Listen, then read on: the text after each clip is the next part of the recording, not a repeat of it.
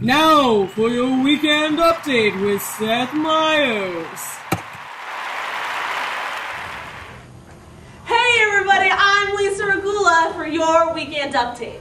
I'm filling in for Seth Meyers because he's been vomiting uncontrollably since he watched last year's history video.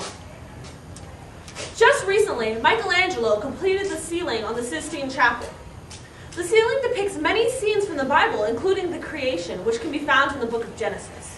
At a press conference today, Pope Julius II, the man that asked Michelangelo to paint this ceiling, was quoted saying, "The final outcome is amazing, but could it have taken him any longer to finish?"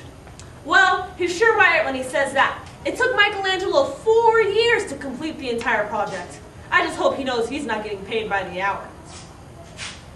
In other Michelangelo-related news, his statue, David, was named one of the greatest works of the Renaissance. The statue depicts the realist style of art during the Renaissance. If only he'd have put some pants on that guy. This week, we'll celebrate Galileo Galilei's discovering that the Earth was not the center of the universe, but instead the sun was. But on that same day, we mourn when he was put under house arrest because he went against the church's belief. In other words, happy, thanks for discovering the center of the universe. Too bad we didn't discover you were right sooner. You spent the rest of your life living in house arrest day. This week, the Divine Comedy rocketed to the top of the Florence Times best-selling book list. And here to comment is none other than the author himself, Dante Alighieri. So Dante, I hear you're a funny guy. No, not really. Well, what's with the hat? I enjoy this hat.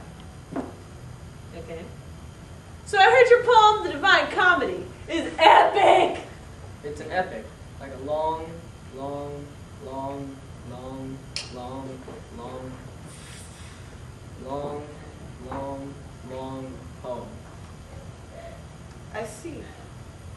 Well, The Divine Comedy was reported as a wonderful poem depicting the aspects of human life by Florence Weekly. What would you say the story is about?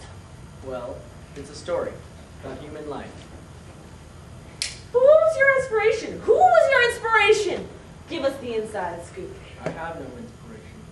I am inspiration. Okay, I think we're done for the minute today. Dante Alighieri, everyone! Just coming out this week is news that a lot of Leonardo da Vinci's work was based upon his apprenticeship with Andrea del Verrocchi. His artistic abilities allowed him to master the drawing of different muscles, tendons, and bones as taught by his teacher. In fact, Da Vinci was able to use his artistic ability for far more than teaching others about the human anatomy.